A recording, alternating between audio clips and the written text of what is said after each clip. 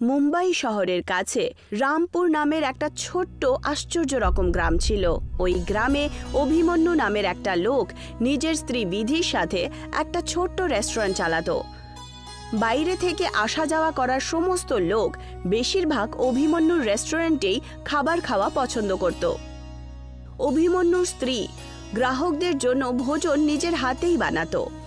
একদিনের কথা, ব্যাংকের ম্যানেজার তারাচন্দ নিজের বউ অনিতার সাথে অভিমন্যুর রেস্টুরেন্টে খাবার খাওয়ার জন্য আসে। তোমার রেস্টুরেন্টের চাউমিনের প্রশংসা তো দূর দূরান্ত পর্যন্ত ছড়িয়ে রয়েছে। আজকে আমার স্ত্রীর চাউমিন খাওয়ার ইচ্ছে হয়েছে, তাই আমি ভাবলাম যে সোজা তোমার রেস্টুরেন্টে নিয়ে আসি। আগে হ্যাঁ, অবশ্যই। আসলে ব্যাপারটা হলো গ্রাহকদের জন্য আমার স্ত্রী নিজে খাবারগুলো তৈরি করে। আরে তাহলে দেরি করছেন কেন? তাড়াতাড়ি এক এক প্লেট চাউমিন দিয়ে দিন, পেটের মধ্যে যে ইঁদুর দৌড়চ্ছে। অভিমন্যু খুশি খুশি তারাচন্দ আর তার বউকে এক এক প্লেট চাউমিন দিয়ে দেয়। সত্যি অভিমন্যু, যেমন শুনেছিলাম তেমনই খেলাম। আপনার সাথে আমার একটা কথা বলার ছিল তারাচন্দজি। এই মাসে আমি ব্যাংকের ইনস্টলমেন্টটা দিতে পারবো না। আমার ছেলে মুম্বাই শহরে পড়াশোনা করছে, আর ওর এর মাসে ফিসে জমা করতে হবে। আরে এতে চিন্তা করার কি আছে? হ্যাঁ, তুমি কি কোথাও পালিয়ে যাচ্ছ নাকি? হ্যাঁ, আর এমনিতেই আমি তোমাকে দ্বিগুণ লোন দেওয়ার জন্য তৈরি রয়েছি। আমি তো বলবো যে তুমি তো এই রেস্টুরেন্টটাকে আরো বড় করে তোলো, এটাকে একটা বড় হোটেলে কনভার্ট করে দাও। না না তারা সিংজি, না, আমি আমার এই ছোট রেস্টুরেন্টটা নিয়ে আমি খুশি রয়েছি। আমি আর ব্যাংকের চক্কর কাটতে চাই না বাবা। তারাচন্দ রেস্টুরেন্টের বাইরে বেরিয়ে আসে আর অভিমন্যুর রেস্টুরেন্টের ঠিক সামনে বানানো একটা বড় রেস্টুরেন্টটা দেখে হাসতে শুরু করে। এটা তো অভিমন্যুর রেস্টুরেন্ট থেকে অনেক বড় আর ভালো মনে হচ্ছে। হ্যাঁ হ্যাঁ, এই রেস্টুরেন্টটা তো অভিমন্যুর রেস্টুরেন্টের থেকে অনেক বড় দেখছি। এটা ব্রজেশের রেস্টুরেন্ট, কিন্তু তাও আশেপাশের লোকজন অভিমন্যুর রেস্টুরেন্টের খাবারই পছন্দ করে। ব্যাংক ম্যানেজার তারাচন্দ নিজের স্ত্রীর সাথে কারে বসে চলে যায়। তার কথা অন্য রেস্টুরেন্টের মালিক ব্রিজেশ নিজের চাকরের সাথে ওখান থেকে দাঁড়িয়ে চুরি চুরি শুনছিল। এই যে শুনলে মালিক, একে তো এই ব্যাংকের ম্যানেজারটা আপনার লোনের ফাইলটা রিজেক্ট করে দিল, এখন সে অভিমন্যুর রেস্টুরেন্টের খাবারের প্রশংসা করছে, সেটাও নিজের স্ত্রীর সামনে। আর আমাদের রেস্টুরেন্ট নিয়ে খারাপ খারাপ কথা বললো। যদি এইভাবেই চলতে থাকে না, তাহলে সেই দিন আর বেশি দূরে নয় যে আমাদের রেস্টুরেন্টে আর বড় বড় আর মোটা মোটা তালা ঝুলবে। এই তোমাকে আমি কতবার বলেছি সত্যম যে সব সময় ভালো ভালো কথা বলো? হ্যাঁ, আরে এরকম দিন কখনো আসবে না। আরে কি করে আসবে না মালিক? হ্যাঁ, আপনি দেখুন না, যত দিন যাচ্ছে ততদিন আমাদের রেস্টুরেন্টে গ্রাহকের সংখ্যা কমেই চলেছে। এই কথাটা তুমি একদম ঠিক কথাই বলেছো সত্যম, যে অভিমন্যুর রেস্টুরেন্টের কারণে আমার অনেক লোকসান হচ্ছে, বুঝলে? অভিমন্যুর রেস্টুরেন্টে সমস্ত খাবার ওর স্ত্রী নিজে তৈরি করে। আপনিও আপনার রেস্টুরেন্টের খাবারগুলো তো আপনার স্ত্রীকে দিয়ে তৈরি করাতে পারেন, তাই না? আরে সব কি কথা বলছো তুমি? আমার স্ত্রী তো রান্না করতেই জানে না। গতবারে তুমি নিজে ওর খাবার খেয়েছিলে, আলুর পরোটা, মনে আছে? আর পরের দিন তোমার অসুখ করেছিল। হ্যাঁ, সে বিষয়টা কোনো সন্দেহ নেই। তাহলে চিন্তা করো না সত্যম, আমার মাথায় একটা যোজনা রয়েছে। আমি জানতে পেরেছি যে ব্যাংক ম্যানেজার তারাচন্দের ট্রান্সফার কয়েকদিনের মধ্যেই হতে চলেছে। আর নতুন ব্যাংক ম্যানেজার আমার অনেক দূর সম্পর্কের আত্মীয়। অভিমন্যুর রেস্টুরেন্টের সমস্ত পয়সা ব্যাংক থেকেই নিয়েছে, বুঝেছো? আর ওর জমিটাও তো ব্যাংকের কাছেও বাঁধা রয়েছে গো। আমি আমার মাথার মধ্যে থেকে এমন একটা চক্কর চালাবো না যে অভিমন্যু পথে বসবে। তারপর সে নিজের রেস্টুরেন্টে বসে পড়ে। তক্ষুনি ওখানে আশ্চর্য দেখতে একটা ব্যক্তি, যে খুব বাজে একটা কোট পরেছিল, রেস্টুরেন্টে এসে বসে পড়ে। আমার খুব খিদে পেয়েছে বাবা, তাড়াতাড়ি বার্গার, পিৎজা আর একটা ব্ল্যাক কফি নিয়ে এসো। সত্যম সেই ব্যক্তিটাকে দেখে খুব বাজে একটা চেহারা বানিয়ে বলে, তুমি কি আজে বাজে জামা কাপড় পরে রয়েছো? হ্যাঁ, যে চেয়ারের উপরে তুমি বসেছো না, ওই জানো ওই চেয়ারের দাম কত? হ্যাঁ, তোমার জন্য এই চেয়ারটা নোংরা হয়ে গেল যে। আরে কিরকম আজে বাজে কথা বলছো তুমি? তোমার মালিক তোমাকে গ্রাহকদের সাথে সম্মান করতে শেখায়নি? তুমি কি জানো না গ্রাহকদের সাথে কেমন করে কথা বলতে হয়? হ্যাঁ হ্যাঁ, আমাকে শিখিয়েছে তো, আমি সব কিছু জানি গ্রাহকদের সাথে কেমন করে কথা বলতে হয়।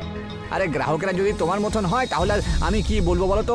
এত ভালো একটা হোটেলে তোমরা চলে এসছো যত সব। ব্যাস ব্যাস, অনেক হয়েছে। তুমি আমাকে অপমান করছো কিন্তু। দেখো, তুমি জানো না যে আমি কে। আর হ্যাঁ, কারো জামা কাপড় দেখে সেই মানুষের মনুষ্যত্ব নিয়ে কখনো বিচার করতে নেই। কখনো কখনো চোখের সামনে যে সত্যিটা নজর আসে না সেটা সত্যি হয় না। মনে হচ্ছে কোনো পুরনো আজে বাজে একটা সিনেমা দেখে তুমি এখানে এসেছো। তক্ষুনি ওখানে ব্রিজেশ চলে আসে। কি হয়েছে সত্যম? কি সব ঝগড়া করছো তোমরা? আরে দেখুন না মালিক, এই লোকটা কিরকম নোংরা জামা কাপড় পরে এসেছে। ওর কোটের একবার অবস্থাটাই দেখুন না আপনি।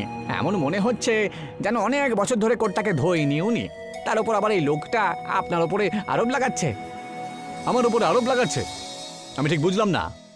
আমাকে বলছে যে তোমার মালিক নাকি গ্রাহকদের সাথে কেমন করে কথা বলতে হয় সেইগুলো তোমাকে শেখায়নি। আরে তো আমি এমন কি ভুল বলছি? হ্যাঁ, তোমার চাকর আমার অর্ডার নেওয়ার বদলে আমার জামা কাপড় দেখছে। হ্যাঁ, এই রেস্টুরেন্টে তোমার মতো নোংরা লোকজন আসে না, বুঝতে পেরেছো? আমার চাকর একদম ঠিক কথাই বলেছে। আমারও তো সন্দেহ রয়েছে যে তোমার পকেটে পয়সা থাকবে কি থাকবে না। তোমার জায়গাটা এখানে নয়, ওই সামনে যে রেস্টুরেন্ট রয়েছে ওখানে যাও, গিয়ে ওখানে খেয়ে নাও তুমি। ব্রিজেশের কথা শুনে সেই ব্যক্তি রেগে যান আর ওখানে উঠে দাঁড়ান আর সোজা অভিমন্যু রেস্টুরেন্টে গিয়ে বসে পড়েন। আগে কি নেবেন আপনি? আমাকে একটা চিজ বার্গার আর একটা বড় ব্ল্যাক কফি দিও তো। হ্যাঁ, আমি এক্ষুনি এনে দিচ্ছি। অভিমন্যু সঙ্গে সঙ্গে সেই ব্যক্তির অর্ডার নিয়ে আসে। ওই ব্যক্তি বার্গার আর ব্ল্যাক কফি খেয়ে খুব খুশি হয়ে যায় আর বলে, বাহ, সত্যি তোমার রেস্টুরেন্টের প্রশংসা আমি অনেক জায়গাতেই শুনেছি। লোকজন তোমার রেস্টুরেন্টের ব্যাপারে একেবারে সঠিক প্রশংসা করে। আর তোমার ব্ল্যাক কফি খাওয়ার পরে তো আমার দারুণ লাগছে এখন। আগে ধন্যবাদ, অনেক ধন্যবাদ। এইটুকু বলে সেই লোকটা নিজের পকেটে হাত ঘোরায়। কিছুক্ষণ পর সে অভিমন্যুর দিকে তাকিয়ে বলে, আমাকে ক্ষমা করে দিও ভাই, আমি আমার ওয়ালেটটা বাড়িতে ফেলে এসেছি। আরে কোনো ব্যাপার না, যখন আপনার ইচ্ছে হবে আপনি এসে পয়সা দিয়ে যাবেন। তুমি সত্যি খুব ভালো মানুষ দেখছি। এক তুমি রয়েছো আর এক তোমার প্রতিবেশী। গ্রাহকদের সাথে কেমন করে কথা বলতে হয় তাও জানে না সে। আর আমি তোমার স্বভাবে খুব প্রসন্ন হয়েছি গো। এইটুকু বলে সেই ব্যক্তি একটা ছোট্ট চমচম করছিল এরকম হিরে অভিমন্যুকে দেয়। এ তো ডায়মন্ড, এটা আপনি আমায় কেন দিচ্ছেন? না না, এটা কোনো ডায়মন্ড নয় বাবা, এটা হলো একটা গ্যাজেট। কয়েক সময় পরে এটা হয়তো এর প্রয়োজন পড়তে পারে তোমার। এটা তুমি তোমার কাছে সাবধানে রেখে দিও। হ্যাঁ, যদি জীবনে কখনো আমাদের সাথে আবার দেখা হয় তাহলে আমার ব্যাপারে আমি তোমাকে অবশ্যই বলবো। এইটুকু বলে সেই ব্যক্তি ওখান থেকে চলে যায়। তার যাওয়া মাত্রই বিধি অভিমন্যুকে বলে, কে ছিলেন ইনি? জানি না নিধি, কিন্তু সে যেই ছিল না, ওর চোখটাকে দেখে আমার এমন মনে হচ্ছিল যে ও কোনো রকম একটা খুব বড় একটা মহাপুরুষ হবে, বুঝলে? কিন্তু উনি কাপড় তো খুব নোংরা পরেছিলেন। কারো জামা কাপড় দেখে তার মনুষ্যত্ব আর ব্যক্তিত্ব নিয়ে বিচার করতে নেই, বুঝেছ নিধি? ওনার ওই জলজল করা দুটো চোখ আর মুখের ঝলমলে ভাবই সবকিছু বলে দেয়, বুঝেছ? শুধু বুঝতে পারার মতন মানুষের দরকার। কিছুদিন এইভাবেই কেটে যায় আর একদিন ব্যাংক ম্যানেজার তারাচন্দের ট্রান্সফার হয়ে যায় আর তার জায়গায় ব্রিজেশের আত্মীয় টিল্লু ম্যানেজার হয়ে চলে আসে। ব্রিজেশ টিল্লুর চাপলুসি করে ব্যাংকে পৌঁছায়।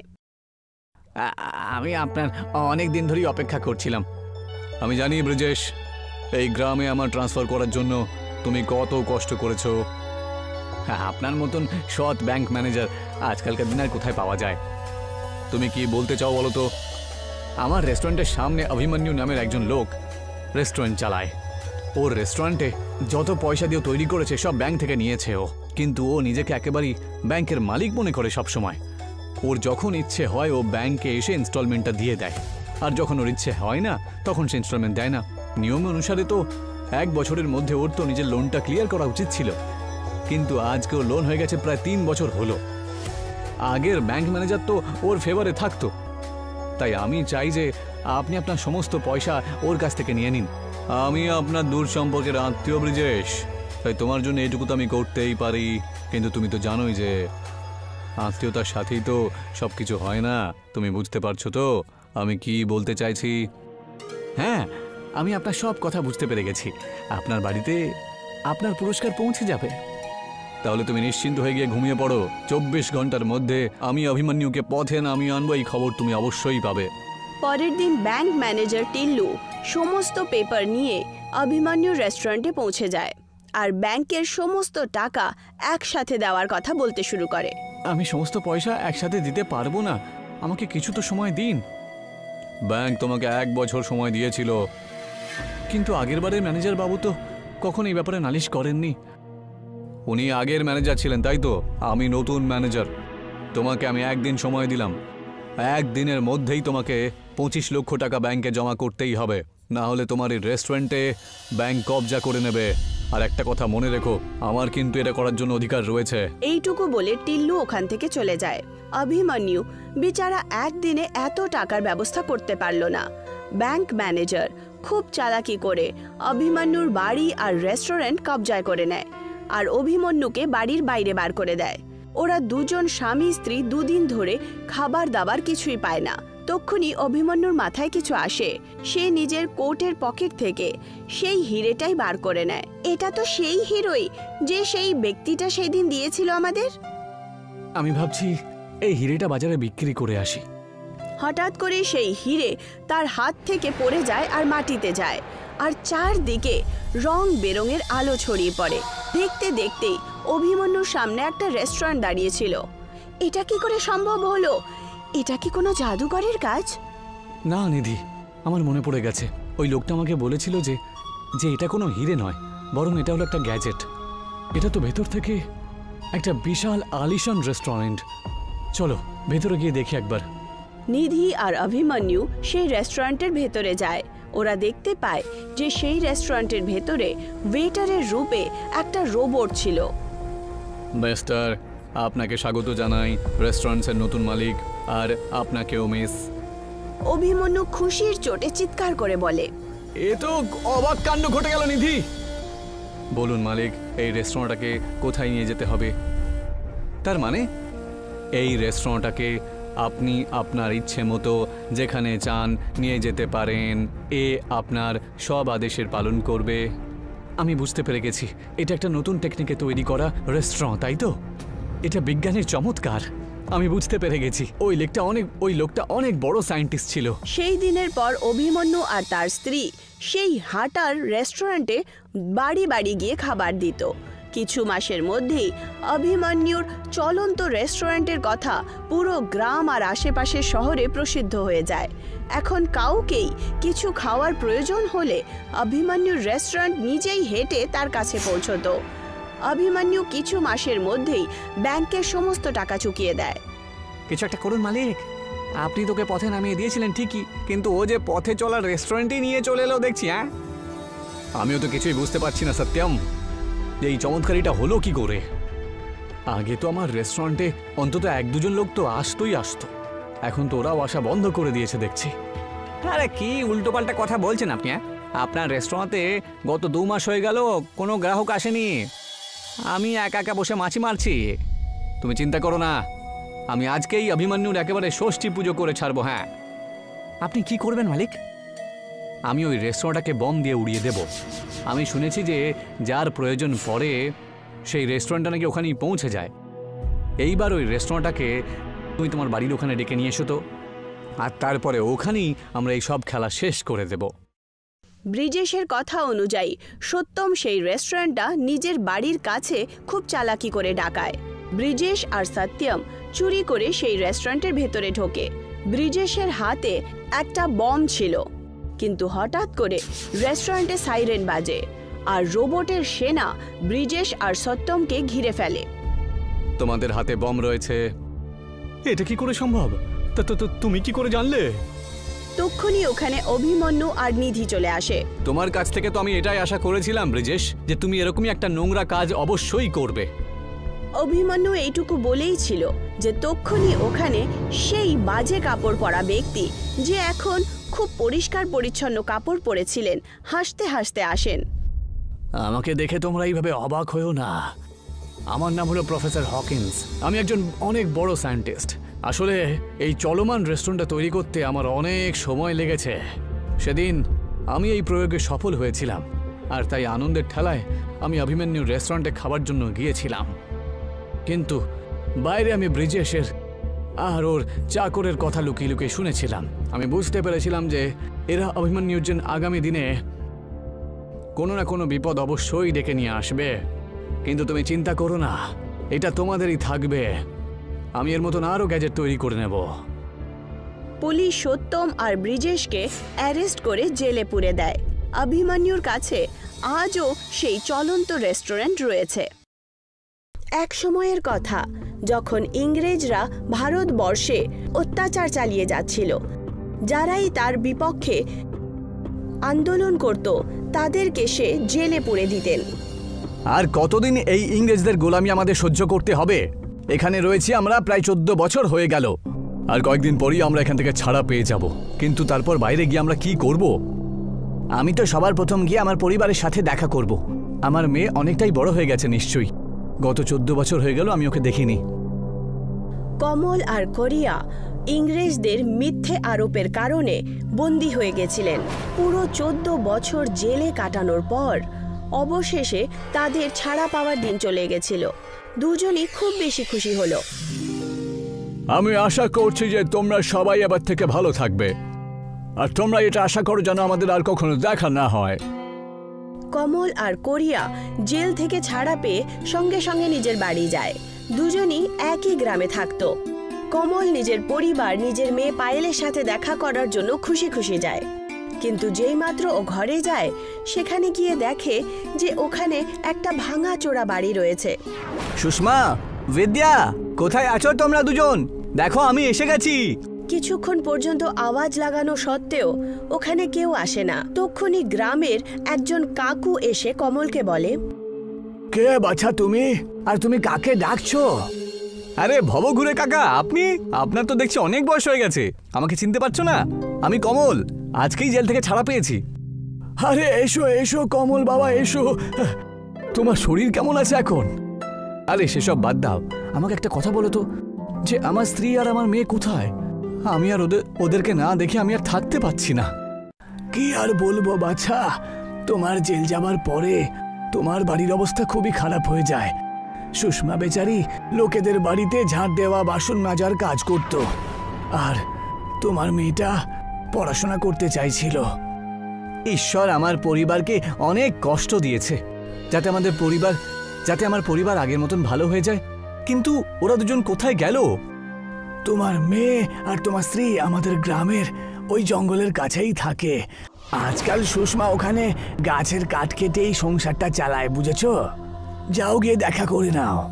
কাকুর কথা শোনা মাত্রই কমল নিজের পরিবারের সাথে দেখা করতে জঙ্গলের রাস্তায় বেরিয়ে পড়ে। আর ওখানে গিয়ে নিজের পরিবারকে খুব খারাপ অবস্থায় দেখে তার চোখ থেকে অশ্রু ঝরতে শুরু করে। সুষমা, দেখো আমি এসে গেছি, চলো বাড়ি চলো। এখন এসেছো তুমি, যখন আমাদের পরিবারই বেঁচে নেই? আর কি করব এই ঘরে গিয়ে আমরা? ওখানে খাবার দাবারও নেই, আর থাকার জন্যও জায়গা নেই। আরে তুমি সে নিয়ে চিন্তা করো না, আর আমার সঙ্গে চলো, আর পায়েলকেও সাথে নিয়ে নাও। না বাবা, আমি তো তোমাকে বাবা বলতেও লজ্জা পাচ্ছি। সবাই আমাদেরকে কথা শুনিয়ে শুনিয়ে এরকম অবস্থা করে দিয়েছে। এখন তুমি আমার সাথে তখনই দেখা করো যখন তুমি ভালো মানুষ হয়ে যাবে। কমল নিজের পরিবারকে এই অবস্থায় দেখে নিল। ও ওখান থেকে চুপচাপ দুঃখ পেয়ে চলে যায়, আর সমস্ত কথা কোরিয়াকে বলে দেয়। আমি জানি বন্ধু যে আমরা দেশের জন্য জেলে গেছি, আর সেই দেশ আমাদের আজকে এই অবস্থা করেছে। আচ্ছা, আমরা কোথাও গিয়ে যদি কাজ খুঁজি, তাও না কোথাও একটা ব্যবস্থা নিশ্চয়ই হয়ে যাবে, কোনো একটা কাজ তো পাবোই। কমল আর কোরিয়া অনেক জায়গায় চাকরি খুঁজতে যায়, কিন্তু ওদের জেল যাওয়ার খবর শুনে ওদেরকে কেউ কাজ দিত না। সব জায়গাতেই আমরা ভালো করে খুঁজে নিয়েছি, কোথাও কোনো কাজ বাজ নেই। চ আমরা ওই দিকটা দেখি, ওখানে একটা ভোজনালয় দেখতে পাচ্ছি, গিয়ে দেখি না যদি কোনো কাজ আমরা পেয়ে যাই ওখানে। কমল আর তার বন্ধু ওখানে গিয়ে কাজ চাওয়ার চেষ্টা করে। তখন ওখানকার মালকিন ওদেরকে বলে, চলে যাও এখান থেকে, তোমাদের চোরের ওপরে কি করে ভরসা করব? এখানেও যদি কোনো লুটপাট করো তখন চলে যাও এখান থেকে। কোরিয়া আর তার বন্ধু ওখান থেকেও নিরাশ হয়ে ফিরে আসে। অনেক দিন পর্যন্ত চেষ্টা করার পরও ওদের হাতে কিছুই লাগে না। তখন কমল বলে, এই সব কিছু ওই জেলের জন্যই হচ্ছে, না আমরা জেলে যেতাম না এসব কিছু হতো। তাহলে চ ওই জেলের কাছেই। কমল আর কোরিয়া ওই জেলের কাছে যায়, যেখানে তারা 14 বছর ধরে থাকতো। আর ওখানে গিয়ে ওই ইংরেজ জেলারকে বলে, তুমি আমাদের শুধু 14 বছর জেলে পুরে রেখেছিল, আর সেই কারণে আমাদের কাছে এখন না কোনো কাজ আছে, আর না কোনো খাবার আছে, আর না আমাদের পরিবার। আরে পরিবারের লোক আমাদের সঙ্গে দেখা করতেই ভয় পাচ্ছে।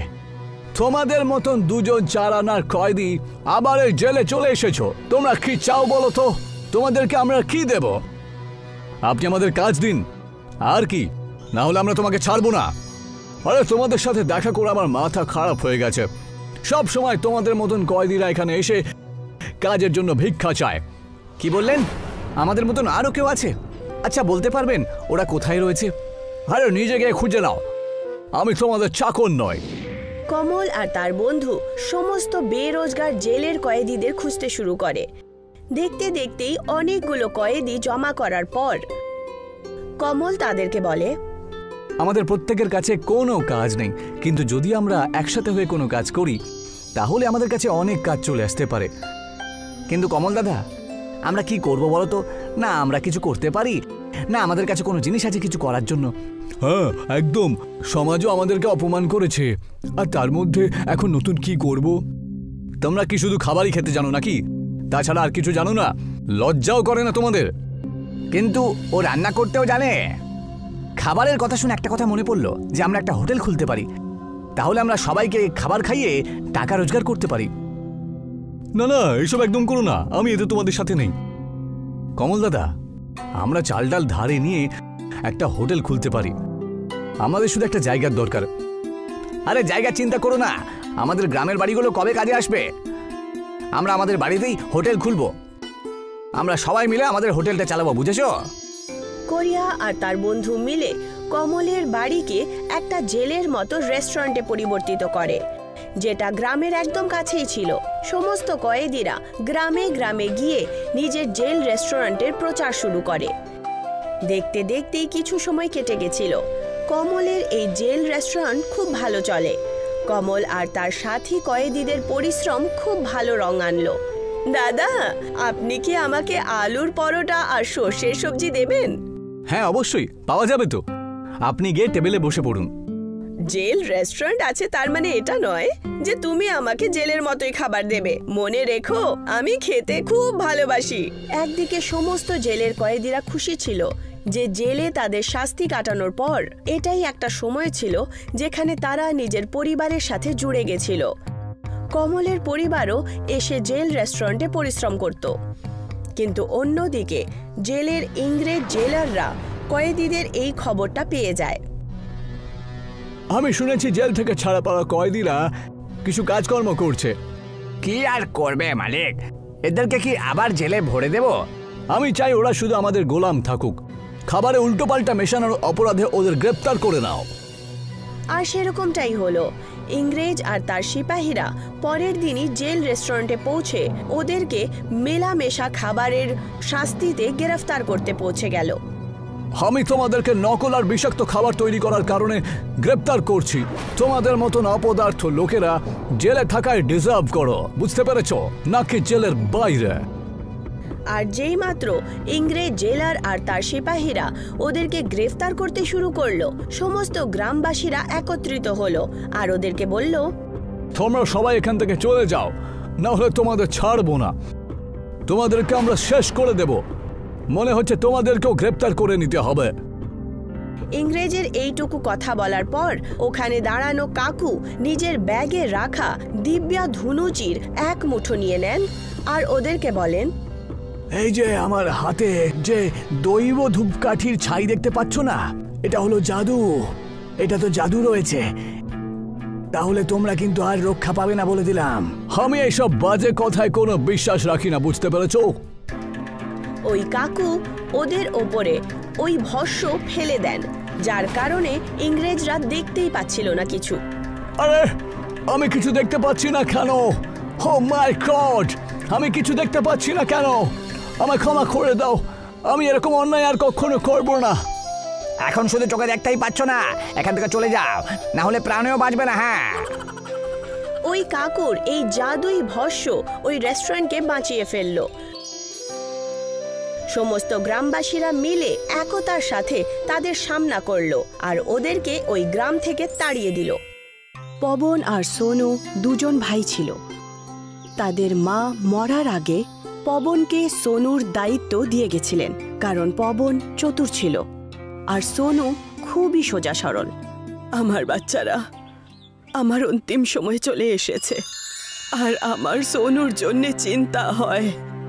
ও খুব সোজা সরল ছেলে, ওর জীবন কিভাবে কাটবে, আর তার ওপরে ও এক পা দিয়ে বিকলাঙ্গ। মা, তুমি এরকমটা কেন বলছো? সোনা, এক না একদিন তো সবাইকে যেতেই হবে। আমার সময় এখন চলে এসেছে। আমি তোর বাবার কাছে যাচ্ছি। পবন, সোনুর দায়িত্ব এখন তোর ওপরে ছেড়ে যাচ্ছি। আমাদের যে ক্ষেত আছে তার মধ্যে খেতি করিস তোরা, আর নিজের জীবন যাপন করিস, আর সোনুর ধ্যান রাখিস। এটা বলে সোনুর মায়ের মৃত্যু হয়ে গেল। সোনু খুব দুঃখ পেল। পবনেরও মায়ের যাওয়ার পরে খুব কষ্ট হলো, কিন্তু ও খুব খুশিও হলো যে ওর কাছে ক্ষেতের একটা ছোট্ট টুকরো চলে এসেছে, আর এখন ওর জীবন যাপন খুব ভালোভাবে হবে। মা তো চলে গেল, কিন্তু সব দায়িত্ব আমার কাঁধার ওপর চেপে দিয়ে গেল। এই ল্যাংড়া সোনুকে নিয়ে আমি কতদিন সামলাবো? আমারও পরিবার হবে, আমারও বাচ্চা হবে। আমি সারা জীবন ধরে একে সামলে নেবো নাকি? না, আমি এরকমটা হতে দেবো না। পবন ভাবছিল যে ও সোনুকে নিজের থেকে দূরে কিভাবে করবে। তক্ষুনি ওর শয়তানি মাথায় একটা বুদ্ধি এলো, আর ও সোনুকে আওয়াজ দিল, দেখ সোনু, মা আমাদের ছেড়ে চলে গেছে, এখন তোর দায়িত্ব আমার কাঁধে। এত বড় একটা ক্ষেত, সেটা আমি কিভাবে একা সামলাবো? আমি তো খেতেও করতে পারি না। এত বড় ক্ষেতে আমি চাষবাস করব কি করে? সেটা তো আমি করতেও পারি না। তার কারণ আমি মায়ের সঙ্গে কোনোদিন চাষবাস দেখেইনি। তুই সব সময় মার সঙ্গে থাকতিস। মা আমাকে চাষবাস করতে দিতই না, আমাকে সব সময় পড়াশোনা করতে বলতো। দাদা, তুমি চিন্তা কেন করছো? আমি পুরো ক্ষেত সামলে নেব, তুমি তোমার পড়াশোনায় মন দাও। সোনু, তুই কত ভালো। তুই চাষবাদের দায়িত্ব নিয়ে আমার মাথার ওপর থেকে অনেক বড় একটা চাপ সরালি। তুই জমি জমা সামলা, আর আমি পড়াশোনার দিকে মন দিই। তুমি নিশ্চিন্ত হয়ে যাও, আমি এখন খেতে যাচ্ছি। সোনু কড়া রোদে খেতি করতে শুরু করে। ও খেতে ছোলার ডাল আর আটার চাষ করে, যা খুব ভালো ফসলের রূপে রূপান্তরিত হয়। তাকে দেখে সোনু খুব খুশি হচ্ছিল, কারণ ওর পরিশ্রম এখন কাজে লাগবে। ও দৌড়ে দৌড়ে পবনের কাছে যায়। আরে আস্তে আয়, এত ব্যস্ত কিসের? এমন কি ঘটনা ঘটলো যে তুই এত জোরে জোরে আসছিস? এমনিতে তো চলতেও পারে না, আর এখন দেখো হাওয়ার বেগে চলে আসছে। দাদা, এত সুখবর এনেছি। দেখো, আমার পরিশ্রম কাজে লেগেছে। দেখো ফসল কত সুন্দর হয়েছে, একদম সোনার মতো হাওয়ায় বইছে। ছোলার ডাল আর আটার ফসল খুব ভালো হয়েছে দাদা। তাই নাকি? সত্যি সত্যি? পবন যখন খেতে আটা আর ছোলার ডালের ফসল দেখল, তখনও খুব খুশি হলো, আর তার মনে লোভ চলে আসে। এই সোনু যদি এখানে থাকে, তাহলে এর অর্ধেক ভাগ আমাকে দিতে হবে। আমি অল্প কিছু ছোলা আর গম দিয়ে একে তাড়িয়ে দিই। দেখ সোনু, তুই অনেক পরিশ্রম করেছিস, এটা খুব ভালো কথা। আমি কতদিন তোর বোঝা বইব? তুই তোর ভাগের ছোলা আর গম নিয়ে তুই এখান থেকে বেরিয়ে যা। দাদা, তুমি এরকম কেন বলছো? মা তোমাকে আর আমাকে একসাথে থাকতে বলেছিল। মা এখন এই দুনিয়ায় নেই, তাই তুইও এখন আমার জীবন থেকে চলে যা। পবন সোনুকে ধাক্কা মেরে ওখান থেকে বার করে দেয়। সোনু দুঃখিত মনে একটা নদীর পাড়ে গিয়ে বসে যায়। তক্ষুনি ওর বন্ধু অনিল ওর কাছে আসে, আর ওকে ওর উদাসীর কারণ জিজ্ঞাসা করে। সোনু সমস্ত কথা অনিলকে বলে। অনিল তার দুঃখ শুনে তাকে নিজের সাথে বাড়িতে যেতে বলে। বন্ধু, আমি আমার ভাইয়ের কাছে এরকমটা ভাবিনি। আমাকে বাড়ি থেকেই বার করে দিল। এখন আমি এই পৃথিবীতে কার সঙ্গে থাকবো?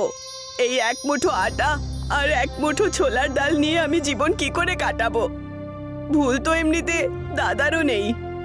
আমার মতো বিকলাঙ্গ আর কম বুদ্ধি ছেলেকে নিজের সাথে কে রাখবে বল? আরে চিন্তা করছিস কেন? তোর মাথায় বুদ্ধি নেই সেটা না, আসলে তুই হলো সরল, আর সবাই সবাইকে ঠিকভাবে চিনতে পারে না যে সে কি পারে। কিন্তু আমি করবই বা কি? তুই চিন্তা করিস না, আমার বাড়িতে চল।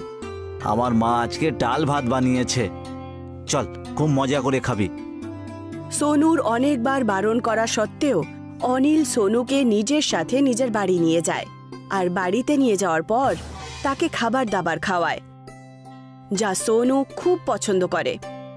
এটা তো খুবই ভালো, মনে ইচ্ছে হচ্ছে শুধু খেয়েই যাই। আমি এত দারুণ খাবার কোনো দিন খাইনি। আমার মাথায় একটা বুদ্ধি এসছে, তুই ডাল আর এই গম দিয়ে একটা ভালো কিছু রেসিপি বানাচ্ছিস না কেন? মানে আমি এরকম করতে পারবো? আমার কাছে তো কোনো জায়গাও নেই। তুই এর চিন্তা করিস না, আমি তার ব্যবস্থা করে দেব। অনিল সোনুর সাহায্য করে আর তার সাহায্যের সাথে সোনু খাবার বানাতে শুরু করে, কিন্তু ওখানে কোনো গ্রাহক তার খাবার খেতে আসতো না। তখনই ওখানে একজন বুড়ি মা আসে আর তার কাছে খাবার চায়। মা, আজই দোকান শুরু করেছি, কোনো গ্রাহক আসেনি। আপনি হলেন আমার প্রথম গ্রাহক। আমি আপনার জন্য খিচুড়ি নিয়ে আসছি। কিন্তু সোনা, আজ তো তোমার ব্যবসার প্রথম দিন, তাই না? আর আমার কাছে তোমাকে দেওয়ার জন্য কিচ্ছুই নেই সোনা। আপনার কাছে তো অনেক দামি জিনিস আছে, আর সেটা হলো আপনার আশীর্বাদ। আপনি শুধু আমায় আশীর্বাদ দিন আর এই খিচুড়ি খেয়ে যান। বুড়িমা ওখানে বসে খিচুড়ি খেয়ে খুব খুশি হলেন আর উনি নিজের ঝুলি থেকে একটু ছোলার ডাল বার করে, আমার কাছে তোমাকে দেওয়ার জন্য কিচ্ছু নেই, ব্যাস হ্যাঁ এই ছোলার ডাল আছে, এটাই আমার আশীর্বাদ ভেবে নিজের কাছে রেখে নাও আর নিজের খিচুড়িতে মিশিয়ে দিও। এইটুকু বলে উনি ওখান থেকে চলে যান। পরের দিন সোনু আবার খিচুড়ি বানাতে শুরু করে আর ওই বুড়িমার দেওয়া ছোলার ডাল ওই খিচুড়িতে দিয়ে দেয়। খিচুড়ি তৈরি হওয়ার পর ওখানে গ্রাহকদের ভিড় জমা হয়ে যায় আর বিকেল অবধি তার অনেক রোজগার হয়, কিন্তু সে তার আমদানিতে বিশ্বাসই করতে পারছিল না। আমার তো বিশ্বাসই হচ্ছে না, একই দিনে এত টাকা রোজগার করে ফেললাম। কাল রাত অবধি তো একটা গ্রাহকও ছিল না এখানে। এসব হলো তোর ভালো কর্মের ফল। তুই যে ওই বুড়িমাকে খাবার খাইয়েছিলি, তার বদলে উনি যে ডাল দিয়েছিল, তার জন্যই সবকিছু হয়েছে। ও ডালের রূপে তোকে আশীর্বাদ দিয়ে গেছেন। এবার তুই অনেক কামাই করে একেবারে মালামাল হয়ে যাবি। এখন এই ডালের রেসিপিটা জাদুই হয়ে উঠেছে। সোনু এই কথাটা জেনে খুব খুশি হয় আর সে নিজের পরোপকার জারি রাখে। খিচুড়ি সবাই পেট ভরে খেত আর যখন বিকেলে খিচুড়ি বেঁচে যেত, সেই বেঁচে যাওয়া খিচুড়ি সে তাদের মধ্যে বিতরণ করে যাদের ঘরে খাবার জন্যে টাকা পয়সা থাকে না, ও গরিবদের মধ্যে এই সমস্ত খিচুড়ি বিতরণ করে দেয়। এখন ওর রোজগার অনেক বেশি বেড়ে যায় আর খুব ধনী হয়ে ওঠে। সোনপুর গ্রাম বাঁশ ক্ষেতের জন্য প্রসিদ্ধ ছিল। ওখানে অনেক বছর ধরে বাঁশের খুব ভালো চাষ হতো। দীনেশেরও একটা ছোট্ট বাঁশের ক্ষেত ছিল। ওর ছেলে রাজেশও ওই ক্ষেতেই কাজ করত। এই যে রাজেশ, আমাদের যে বাঁশের অর্ডারগুলো এসেছিল, তুমি কি সেগুলো পাঠিয়ে দিয়েছো? হ্যাঁ হ্যাঁ বাবা, আমি তো কালকে বিকেলেই ওগুলো পাঠিয়ে দিয়েছিলাম। ওরা যদি সময় মতো অর্ডার পেয়ে যায় তাহলে আজকে বিকেলের মধ্যে আমাদের পেমেন্টটাও চলে আসবে। বিকেল হয়ে যায় আর দীনেশের বাড়ির বাইরে একটা বাঁশে লোড করা ট্রাক দাঁড়িয়ে পড়ে। আরে, এই ট্রাকটা ফিরে এলো কি করে? এর তো বাঁশগুলো নামিয়ে পেমেন্ট নিয়ে আসার কথা ছিল। দীনেশ ভেতর থেকে রাজেশকে ডেকে পাঠায়। রাজেশ যখন বাইরে আসে, তার চেহারা খুব উদাস মনে হচ্ছিল। রাজেশ, এই দেখো, এই ট্রাকটা ফিরে চলে এসেছে। হ্যাঁ বাবা, আমি তো জানি। শহর থেকে বাঁশের খরিদ্দারদের ফোন এসেছিল আমার কাছে। ওরা আমাদের থেকেও কম দামে বাঁশ পেয়েছে কোথাও, সেই জন্য আমাদের কাছ থেকে আর ওরা বাঁশ কিনবে না। আরে, কিন্তু ওরা কোনো কিছু না বলে এরকম কি করে করতে পারে? আমাদের পয়সার এখন খুব দরকার। এখন আমরা এত বাঁশ নিয়ে কি করব? তুমি ওনাদের বলো যে আমরাও কম দামে দিয়ে দেব। কিন্তু বাবা, আমি ওনাদের সাথে কথা বলেছি, কিন্তু ওরা কোনো মতেই আমাদের কাছ থেকে বাঁশ কিনবে না বলেছে। এমনকি আমি ওদের এটাও বলেছি যে আমরা অর্ধেক দামেও বাঁশ দিতে রাজি আছি, কিন্তু ওরা তাও রাজি হলো না। দীনেশ আর রাজেশের এই অর্ডার থেকে অনেক উচ্চাশা ছিল। কিছুদিন ধরে ওদের ব্যবসা ঠিক চলছিল না। আর এখন এত বড় অর্ডারের ফেরত চলে আসার পর ওদের সামনে ওরা অন্ধকার দেখতে পাচ্ছিল। একদিন রাজেশ দীনেশের কাছে গেল আর বলে, বাবা তুমি একদম চিন্তা করো না তো, আমি ঠিক করে নিয়েছি যে এখন আমরা এত বাঁশ নিয়ে কি করব। তা তুমি এখন কি করবে খোকা? আমি কি যে করি কিছুই বুঝতে পারছি না এখন। আমি আমার সব বন্ধুদের কাছে সাহায্য চাওয়ার চেষ্টা করেছি, বুঝেছো, কিন্তু কেউ সাহায্য করতে রাজি হয়নি। এখন প্রত্যেকেরই পরিস্থিতি খুব খারাপ। মার্কেটে বাঁশের দাম দিনের পর দিন নিচে চলে যাচ্ছে। আরে হ্যাঁ বাবা, এই জন্যই তো আমি ঠিক করেছি যে আমরা আর এই বাঁশের ব্যবসা করব না। আরে আমাদের কাছে আর কি আছে বলো তো খোকা, আমরা আর কি করতে পারি? আরে বাবা, এবার আমরা পিৎজা তৈরি করব। হ্যাঁ কি পিৎজা? সেটা কিভাবে? বাবা আমার বন্ধু শহর থেকে ফোন করেছিল, আমি ওকে আমার অবস্থার কথা বললাম, তখন ও আমাকে একটা খুব ভালো উপায় বলল। শহরে পিৎজা নাকি খুব বেশি বিক্রি হয়, নানান রকমের পিৎজা পাওয়া যায়। ওখানকার ইয়াং লোকেরা নাকি বাঁশের পিৎজা খেতে খুব ভালোবাসে। এটা আসলে বাঁশের ভেতরটা ফাঁপিয়ে নিয়ে পিৎজা বানানো হয়, বুঝেছো? আমরাও বাঁশের পিৎজার ব্যবসা শুরু করে দিই। কিন্তু খোকা আমরা তো এর ব্যাপারে কিছুই জানি না, তাই না? বাবা তুমি চিন্তা করো না, আমার বন্ধু আমাকে বলেছে সব রকম সাহায্য আমাকে করবে। রাজেশ দীনেশের সাথে মিলে বাঁশের পিৎজা বানানোর সমস্ত প্রস্তুতি নিচ্ছিল, আর তারপর আস্তে আস্তে বাঁশের পিৎজা বানানো শিখে যায়। তারপর ও নিশ্চিত করে যে ও একটা দোকান খুলবে। রাজেশ আর দীনেশ মিলে বাঁশ দিয়েই নিজেদের একটা ছোট্ট হোটেল বানায়, আর ওই হোটেলের দরজা থেকে শুরু করে জানালা, টেবিল, চেয়ার সবকিছু বাঁশেরই তৈরি ছিল। শুরুতে ওদের হোটেলে কোনো লোক আসতো না, কিন্তু একদিন কলেজের দুটো ছেলে ওদের হোটেলে আসে। আরে বাহ সুরেশ, বাহ কি সুন্দর হোটেলটা, তাই না? এটা তো পুরো বাঁশ দিয়ে তৈরি রে, আর এখানে লেখা রয়েছে আমাদের স্পেশালিটি বাঁশের পিৎজা। এবার চ তাহলে আমরাও একটা বাঁশের পিৎজা ট্রাই করে দেখে নি। হ্যাঁ হ্যাঁ চ চ, আমি আমি আমি অর্ডার করছি। সুরেশ আর বিবেক দুটো বাঁশের পিৎজার অর্ডার দেয়। আরে বিবেক, তুই লক্ষ্য করলি এখানকার সব চেয়ার টেবিলও দেখছি বাঁশ দিয়ে বানানো হয়েছে, আর দেখ না এই বাঁশ দিয়ে কি সুন্দর ডিজাইনও করা হয়েছে। হ্যাঁ রে, আজকালকার এই প্লাস্টিকের জামানায় এই ইকো ফ্রেন্ডলি হোটেলটা কিন্তু সত্যিই দারুণ। এইভাবেই কিন্তু আমাদের সবার ইকো ফ্রেন্ডলি জিনিসের ব্যবহার করা উচিত। আমি এই হোটেলের মালিকের সাথে কথা বলি বরং, যে উনি এরকম হোটেল বানানোর প্রেরণা কোথা থেকে পেলেন। বিবেক আর সুরেশ দীনেশকে ডেকে ওনাকে কিছু প্রশ্ন জিজ্ঞেস করে। না না, মানে সত্যি আপনার হোটেলটা দারুণ, আপনি এসব কি করে করলেন বলুন তো? দীনেশ ওই দুজনকে নিজের পুরো কাহিনীটা শোনায়। বিবেক আর সুরেশের দীনেশের এই কাহিনীটা খুব পছন্দ হয়। আচ্ছা, আপনার বিজনেস কি ঠিকঠাক চলছে? মানে আপনার কি সঠিক লাভ হচ্ছে? দেখো এই মুহূর্তে তো আমাদের এখনো লাভ সেরকম হয়নি, তবে আমার পুরো বিশ্বাস যে আমরা পরে অবশ্যই লাভ করবই করব। হ্যাঁ, একদম আলাদা রকম কিছু করেছেন, আপনার লাভ নিশ্চয়ই হবে। আমরাও আপনার সাহায্য করতে চাই। আমাদের একটা ইউটিউব চ্যানেল আছে, ওতে আমরা নতুন নতুন জিনিস দেখাই। আপনি যদি চান তাহলে আপনার হোটেলের ব্যাপারে আমরা আমাদের ইউটিউব চ্যানেলে দেখাতে চাই, আর ইনস্টাগ্রামেও দেখাতে চাই আপনার হোটেল। তাহলে বাইরে সবাই আর কলেজের স্টুডেন্টরাও মোটামুটি সবাই আপনার হোটেলের ব্যাপারে জানতে পেরে যাবে, আর আপনি এতে অনেক লাভবানও হবেন। সুরেশ আর বিবেক ওখানকার বাঁশের পিৎজা খায়। দুজনেরই ওই পিৎজাটা খুব পছন্দ হয়। দুজন নিজের কলেজের ফ্রেন্ডসের জন্যেও বাঁশের পিৎজা প্যাক করিয়ে নেয়। আর তারপর পরের দিন ওরা পুরো টিম নিয়ে ওদের হোটেলের বাইরে একটা ভিডিও বানায়, আর বাঁশের পিৎজা বানানোর রেসিপিটাও শ্যুট করে নেয়। আর তারপর সেই ভিডিওটা ওরা নিজের ইউটিউবে আপলোড করে দেয়। আরে তোমরা আমার সাহায্য করার জন্য এসেছো, আরে এর জন্য তো আমি তোমাদের কাছে কৃতজ্ঞ। আরে না না আঙ্কেল, এরকম নতুন জিনিসগুলোই তো আমরা প্রমোট করতে চাই, আমাদের কাজ। আজকালকার দিনের যুব সমাজকে এরকম ইকো ফ্রেন্ডলি আর পরিবেশের ক্ষতি করে না জিনিসগুলোর দরকার সবচেয়ে বেশি রয়েছে। এই ভিডিও থেকে আমাদের যা লাভ হবে সেটা আমরা আপনাকে দিয়ে দেব।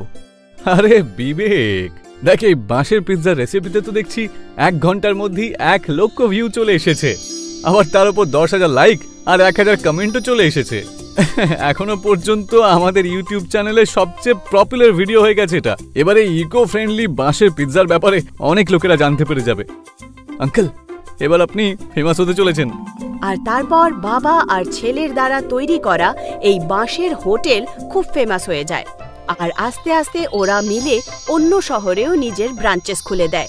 আর এই ইকো ফ্রেন্ডলি বাঁশের হোটেল পুরো দেশ পছন্দ করতে শুরু করে দেয়।